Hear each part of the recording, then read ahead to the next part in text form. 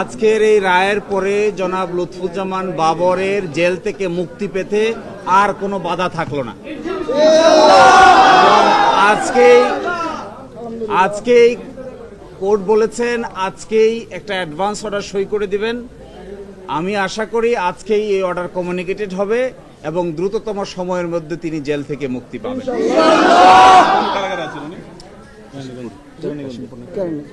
তিনি কেরানীগঞ্জ কারাগারে আছেন।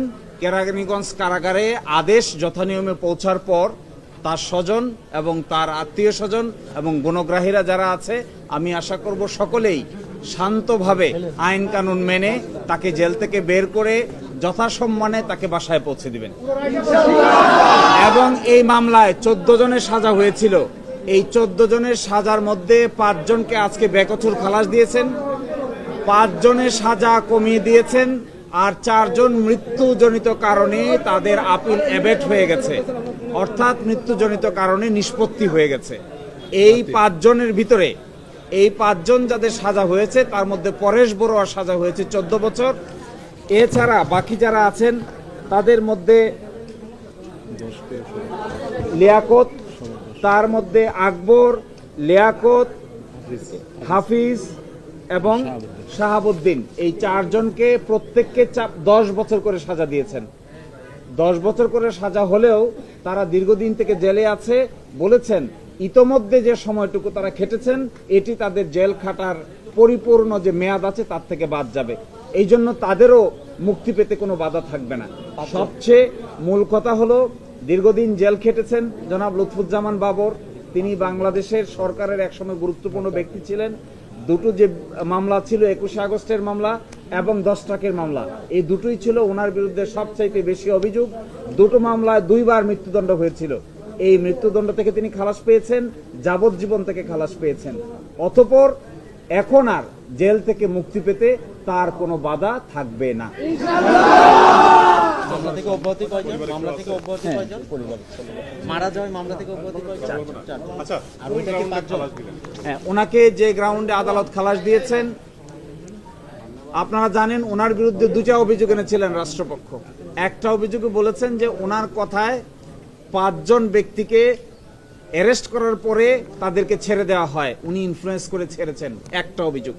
দ্বিতীয় অভিযোগ ওনার বিরুদ্ধে আনা হয়েছিল যে তিনি এই মামলার তদন্ত প্রক্রিয়াকে বাধাগ্রস্ত করেছিলেন। একটা ডিপার্টমেন্টাল তদন্ত হয়েছিল, তৎকালীন সচিবের নেতৃত্বে একটা ডিপার্টমেন্টাল তদন্ত হয়, ওই তদন্তকে তিনি বাধাগ্রস্ত করেছেন। এই দুটোর ব্যাপারে এই আদালতের ফাইন্ডিং হলো যে 5 জনকে ওনার ইনফ্লুয়েন্সে ছেড়ে দেওয়া হয় বলেছিল, আমরা রেকর্ড থেকে দেখিয়েছি এই 5 জনই আসলে জেলে ছিল, কাউকেই আসলে ছাড়া হয় নাই। আর যার ইনফ্লুয়েন্সে ওনার ইনফ্লুয়েন্সে তদন্ত রিপোর্ট পরিবর্তন করা হয়েছিল, এই মর্মে অভিযোগ আনা হয়েছে। সাক্ষীরা এসে পরস্পর বিপরীতধর্মী বক্তব্য দিয়ে বলেছেন, একজন আরেকজনের বিরুদ্ধে বলেছেন যে তদন্ত যে রিপোর্ট সাবমিট করেছেন একজন জানেন আরেকজন জানেনই না, যারা নাকি কমিটির মেম্বার ছিলেন।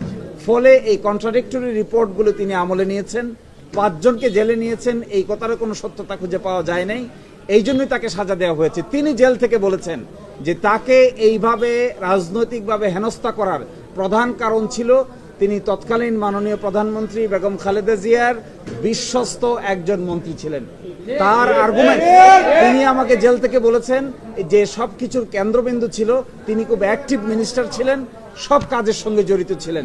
এই জন্য তৎকালীন মাননীয় প্রধানমন্ত্রী তাকে অনেক বেশি কাছে কাজ করার ক্ষেত্রে রিলাই করতেন এবং নির্ভর করতেন।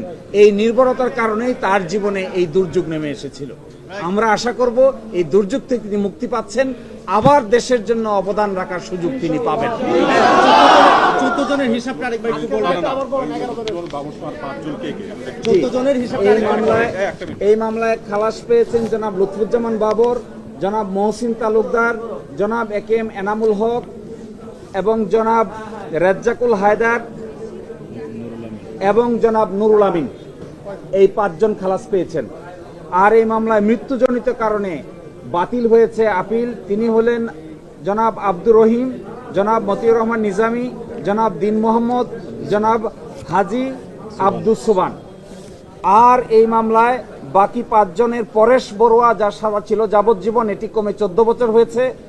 এর বাইরে আকবর হোসেনের সাজা হয়েছে 10 বছর, লিয়াকত হোসেনের সাজা হয়েছে 10 বছর, হাফিজুর রহমানের সাজা হয়েছে 10 বছর এবং শাহাবুদ্দিনের সাজা হয়েছে 10 বছর।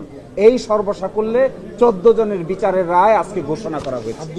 এবং তিনি একটা কথা শুনেন, আজকে একটা লাস্ট কথা আমরা বলতে চাই। উনিও বলেছেন আমাকে বারবার, একটু ধৈর্য ধরেন প্লিজ, লাস্ট কথা বলতে চাই।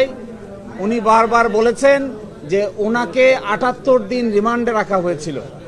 এই 78 দিন রিমান্ডে রাখা অবস্থায় ওনাকে বারবার রাষ্ট্রপক্ষ চাপ দিয়েছে তিনি যেন তৎকালীন মাননীয় প্রধানমন্ত্রী বেগম খালেদা জিয়ার বিরুদ্ধে জবানবন্দি প্রদান করেন, এবং তাকে এইভাবেও প্রেসার করা হয়েছে যে তিনি যেন বর্তমান বিএনপির ভারপ্রাপ্ত চেয়ারম্যান জনাব তারেক রহমানকে জড়িত করে স্টেটমেন্ট দেন, তবে তাকে আসামি করা হবে না, সাক্ষী করা হবে। কিন্তু 78 দিন রিমান্ডে থাকার পরেও তিনি এই ধরনের স্টেটমেন্ট দিতে রাজি হননি। তিনি বলেছেন যে তাকে এই মামলায় আসামি করার পিছনে এইটাই মূল কারণ।